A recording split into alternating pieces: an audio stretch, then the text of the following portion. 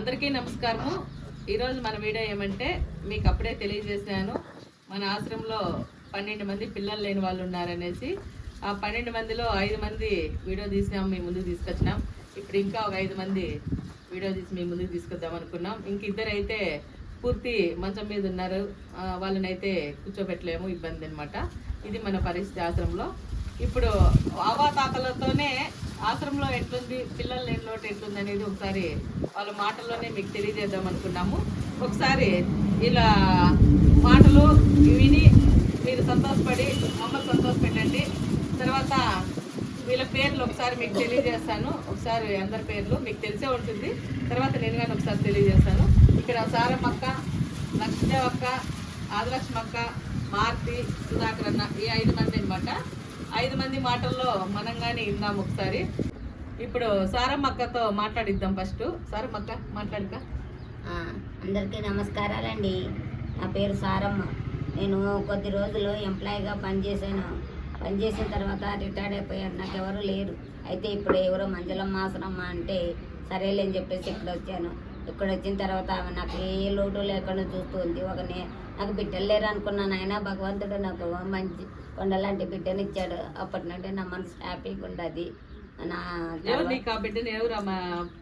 బిడ్డ చెప్పు. ఎవరు? మంజలమ్మ గారు. మంజలమ్మ గారంట.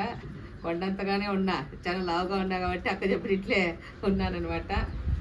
చెప్పుగా. కొండంతగా బిడ్డని ఇచ్చాడు దేవుడు అనుకున్నాను. నాకు ఎవరు లేదు, ఇంతే కదా నా జీవితం అని అనుకున్నాను. అయినా కూడా ఏంటో మరి ఎవరో ఒక ఆమె తీసుకొచ్చి నన్ను ఆశ్రమం చేపిస్తే అయితే నాకు బిడ్డలు లేరు, ఎలాగా నన్ను ఎవరు చూసేవాళ్ళు, నన్ను ఎవరు ఆదరించేవాళ్ళు, నన్ను చేపట్టేవాళ్ళు అనుకుంటూ ఉండేదాన్ని. అలాంటిది ఇలా వచ్చిన తర్వాత అమ్మ నేను ఉండాలని భయపడకు, ఈ జీవితాంతరం నేనే చూసుకుంటాను ఇలాగన్నా. సరే నా ఆలోచన చేసుకున్న తర్వాత ఏమే నా బిడ్డలే అనుకున్నా. దేవుడు ఇచ్చాను నాకు, ఏమే నా చచ్చేంత వరకు ఏమే నాకు చూస్తుంది అని చెప్పేసి నేను సంతోషంగా ఉన్నాను. నాకు ఏ లోటు లేదు. చెప్పింది కదా అక్క మాటల్లో. అక్కకైతే మా గోరెంట్లోనే ఎంప్లాయ్ అక్క రిటైర్డ్ అయిపోయింది అనమాట. ఇప్పుడు భగవంతుడు మళ్ళీ మన దగ్గరికే, ఎందుకంటే గోరెంట్లో జాబ్ చేస్తుంది, మళ్ళీ తర్వాత దేవుడు కానీ ఇక్కడే పంపినాడు అనమాట. ఒకరోజు బస్ స్టాండ్లో బాధపడుతూ ఉంటే అక్క మా బంధువులు అవుతారు, వాళ్ళ ద్వారాతో చెప్తే అక్క ఇక్కడ మనకు జాయిన్ అయింది. ఇప్పుడు ఇక్కడే ఉందన్నమాట. తర్వాత ఎందుకంటే బతికిండే బతుకు ఒకసారి గుర్తొస్తుంది కాబట్టి ఎవరికైనా బాధ అనిపిస్తుంది. ఆమె ఒక ఎంప్లాయీగా ఉండి ఆమె అన్నదమ్ములు వాళ్ళు వీళ్ళు ఉంటారు కదా, దూర బంధువులన్నింటిలో, వాళ్ళంతా ఉండే అమౌంట్ పీక్కున్నంత వరకు, డబ్బులు ఉన్నంత వరకు అన్నం పెట్టినారు. ఆ డబ్బే లేనప్పుడు ఆమెను ఇంకొద్దనేసి పంపేయడం బయటికి జరిగింది. చాలా బాధలు పడింది అనమాట పాపం.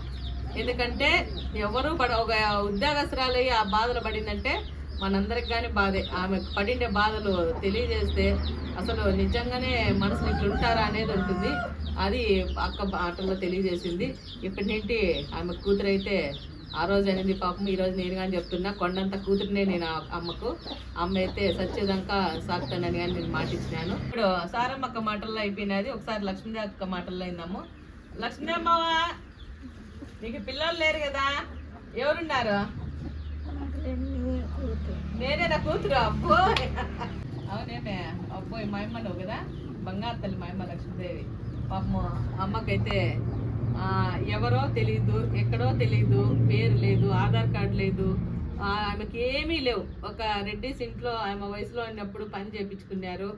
ఆమె కొంచెం మెత్తగా వన్, ఇంకా పలానా దగ్గర ఆశ్రమం ఉందని కనుక్కొని కొంచెం ఆరోగ్యంగానే చెడిపోయినది, ఆమెకు ఇబ్బంది అయినది, పాపం మెత్తగా అయినది.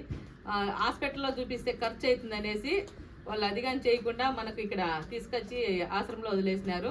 ఆ రోజు కానీ నేను భయపడినా ఎమ్మని చూసి, ఎందుకంటే ఆమె ఉండే పరిస్థితిలో ఏం మాటలు రావు, మనుషులకల్లా అదే పనిగా చూస్తుంది. తర్వాత ఆ అన్నం తినమంటే ఈగలన్నీ నోట్లోకి పోయేటట్టుగా ఉంటుంది. చాలా గలీజ్గా ఉంది ఆమె. అప్పుడు అసలు చూస్తేనే మనకు భయంకరంగా ఉన్నది. అప్పుడు మనకు యూట్యూబ్ ఛానల్ లేదు కాబట్టి పెట్టలేకపోయినాము. ఎట్లబ్బా ఏమని మనం మార్చుకునేది స్వామి అనుకున్నాము.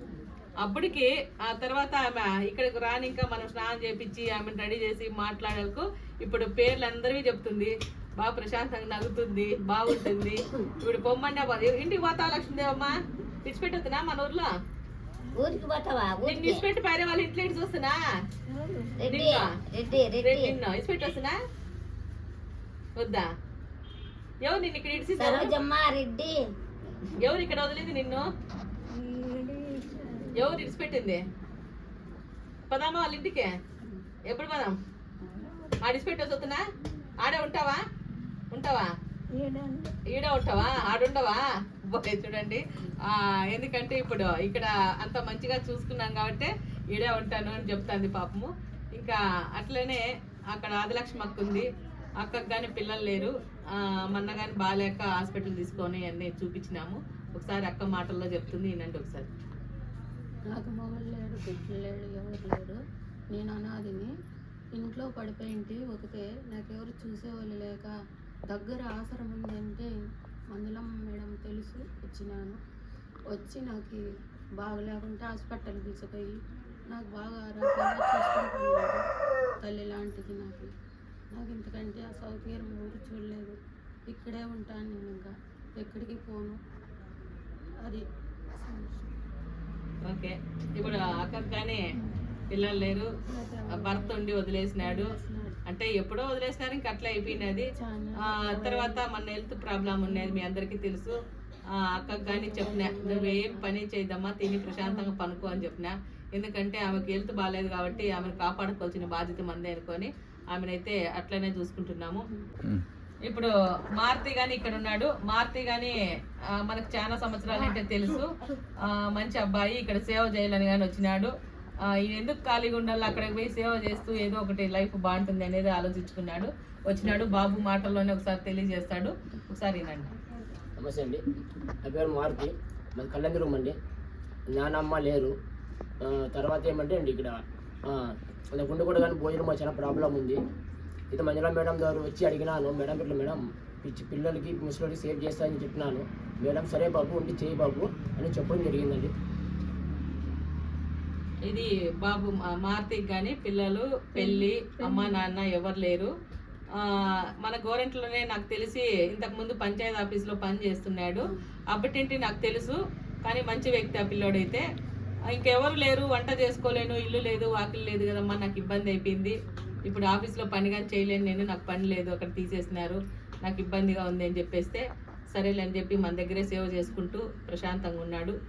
ఇప్పుడు మన సుధాకర్ అన్న కానీ ఇక్కడే ఉన్నాడు. మీ అందరికి తెలుసు సుధాకర్ అన్న కానీ చాలా సార్లు అన్న వీడియోలు అయితే మీ ముందుకు తీసుకొచ్చినాము. ఇప్పుడు కానీ ఒకసారి అన్న మాటల్లో తెలియజేస్తాడు, మీకు ఒకసారి విన్నాం. చెప్పండి అన్న. సుధాకర్ అన్న. నా పేరు సుధాకర్, మాది బళ్ళారి. రీసెంట్ నా భర్త చనిపోయింది. అప్పుడు నాకు జీవితం దొరకపుట్టి నేను చనిపోవడం అనుకుంటే అప్పుడు నా మందిలక నేను చెల్లెలుగా ఉండాలని నేను బాగా చూసుకుంటాను వచ్చేంత వరకు. నాకు పిల్లలు లేటంటే నాకు పిల్లలు హాస్టల్లో 12 పిల్లలు ఉన్నారు. వాళ్ళే పిల్లలకు భావించి వాళ్ళని చూసుకుంటే నేను సంతోషపడుతున్నాను. థ్యాంక్ యూ అన్న. నీకు అన్న అయితే ఒక మాట, చాలా మంచి మాట తెలియజేసినావు. మనకు పిల్లలు లేరనే లోటే లేదు ఇప్పుడు నాకు తెలిసి. నేను ఎందుకు వీడియో తీసినానంటే మొన్న పిల్లలు లేనోళ్ళు ఎంతమంది, పిల్లలు ఉండేవాళ్ళు ఎంతమంది అని అడుగుతుంటారు. ఇంకో మాట మాట్లాడతాడంట అన్న, విన్నాం. నాకు ఇంతమంది అన్న బంధువులు ఉన్నా ఏం ప్రయోజనం లేదు. ఒకరిని సరి చూడరు. మా బామ్మర్ది కూడా మనం సరి చేయరు, మర్దలు సరి చేయరు. అన్నదమ్ములు ఒక్కొక్కరు సంబంధం లేదు. అట్లా నేను ఉండి నాకు ప్రయోజనము. ఇప్పుడు నాకు మంజమ్మ చెల్లెలు, శ్రవణ తమ్ముడు ఇద్దరు ఉన్నారు. వాళ్ళని అక్క వచ్చేసి అన్నలాగా చూసుకుపోతుంది, శ్రవణ అన్నలాగా చూసుకుపోతున్నాడు. వీళ్ళకి 1 కోటి దండాలు. పెద్దలు దండాలు పెట్టద్దు, ఆశీర్వాలు మాకు సార్ నీ ఆశీర్వాదాలు. అన్న అయితే ఇక్కడ జాయిన్ అయినప్పుడు చాలా బాధలో వచ్చినాడు, భార్య చనిపోయి. అతను కానీ చనిపోవాలనే ఆలోచన రోజు ఉండేది. రయ్యి అంతా కూర్చొనే సెల్లులో భార్య ఫోటో పెట్టుకొని చూసేవాడు. నేను ఒక రోజు ఇక్కడ నైట్ గమనించిన, ఎందుకు తాత నువ్వు పనుకో సరిగ్గా అంటే నాకు అప్పుడు చెప్పినాడు, అమ్మ నా బాధ ఇది, నా భార్య నాకు కనిపిస్తుంది, నేను ఆమె దగ్గరికే పోవాలని తిక్కలుగా మాట్లాడేవాడు. నిజంగా తిక్కవడేమన్నా అనే ఆలోచనలో ఉండేది. మళ్ళీ పూర్తి పక్కలో కూర్చోబెట్టుకొని తాత వివరాలు అడిగితే ఆయన ఏం చెప్తున్నాడు, ఎక్కువ భార్య పైన ప్రేమ అయిపోయాలకు నాకు నైట్ టైం అంతా కళ్ళు మూసుకుంటే కనిపిస్తుందమ్మా అని బాధపడి నేను చనిపోతా అని డైలీ బాధపడేవాడు. నువ్వు చనిపోద్దు నేనున్నా నీకు అని చెప్పి అన్నకు మార్చినాము. ఇప్పుడైతే బాగా ఉన్నాడు ఇక్కడ ప్రశాంతంగా. అలాగే అన్న ఇప్పుడు చెప్పి కదా అన్న మాటల్లోనే బంధువులు అనేది ఎవరు దగ్గరకు తీసుకోలేకపోయినారు. పాపము బయట అలసాట్లు పడుతూ ఎట్లా ఎవరో తెలియజేస్తే మన ఆశ్రమంకి వచ్చేసినాడు. అన్ననైతే ఎవరు జాయిన్ చేయలేదు, అన్న ద్వారా అన్నే వచ్చేసినాడు. చూడండి ఇప్పుడు ఒక మంచి మాట అయితే చెప్పినాడు అన్న, నాకు చాలా సంతోషం అనిపించింది. మనకు పిల్లలు లేరనే లోటే లేదు, అమ్మా నాన్న లేరనే లోటే లేదు. అన్నదమ్ములు లేరనే లోటే లేదు మన ఆశ్రమంలో. ఎందుకంటే మనం అంత పెద్ద కుటుంబం, మనకు అన్నదమ్ములు ఉన్నారు, పిల్లలు ఉన్నారు, అమ్మా నాన్నలు ఉన్నారు, అందరూ ఉండే మన ఫ్యామిలీ పెద్ద కుటుంబ ఫ్యామిలీ కాబట్టి మనకు ఆ లోటు లేదు. మీ అందరికి నేను తెలియజేసేది అదే. మనకు ఎందుకంటే మన పిల్లలు లేని వాళ్ళు ఎందుకు వీడియో తీసినామంటే, చాలా మంది పిల్లలు ఉండే వాళ్ళు ఎంతమంది ఉన్నారు, పిల్లలు లేని వాళ్ళు ఎంతమంది ఉన్నారమ్మా అని చెప్పి వీడియోలో అడిగినారు కాబట్టి ఫోన్లు చేసి అడుగుతున్నప్పుడు సమాధానం చెప్పినాము. ఇది అందరికీ తెలియజేస్తే బాగుంటుందని చెప్పి ఒక వీడియోలు తీసినాము అంతేగాని, కాకపోతే మీ అందరికీ బిడ్డలు మేమే, అమ్మా నాన్నలు మీరే మాకు, అంతకంటే ఏమీ లేదు మనకు. ఇంతమంది ఇప్పుడు నేను కానీ మన వీడియోలో చెప్పినారు, అమ్మ మీకు ఒక్కడైనా బాబు, మీకు ఇంకా ఎవరైనా ఉన్నారా తెలియజేస్తారా అని అడిగినారు. అదిగా నేను ఇప్పుడే తెలియజేస్తున్నా. నాకు బాబు పుట్టడం ఒకటే అయితే నాకు ఇక్కడ బాబుతో కలిపి 13 మంది పిల్లలు ఉన్నట్లే, నాకు బిడ్డలు, నాకు 13 మంది బిడ్డలు ఉన్నారు. తర్వాత 32 మంది 33 మంది అమ్మా నాన్నలు ఇక్కడ ఉన్నారు. నాకు ఇంత పెద్ద కుటుంబంలో నేను ఇప్పుడు పెరుగుతున్నాను అనమాట. పిల్లలు శ్రావణ్ ఒక్కడే అయితే నాకు ఉండొచ్చు, కానీ వీళ్ళంతా కానీ నా బిడ్డలే. ఇప్పుడు ఉన్నారు కదా ఈ పిల్లలంతా నా బిడ్డలే. మీ అందరికీ కానీ ఇప్పటింటే అయితే నాకు 13 మంది బిడ్డలు అనేది నీకు తెలియజేస్తున్నా. ఈ వీడియో నచ్చితే మీకు లైక్ చేయండి, షేర్ చేయండి, అలాగే కామెంట్ చేయండి.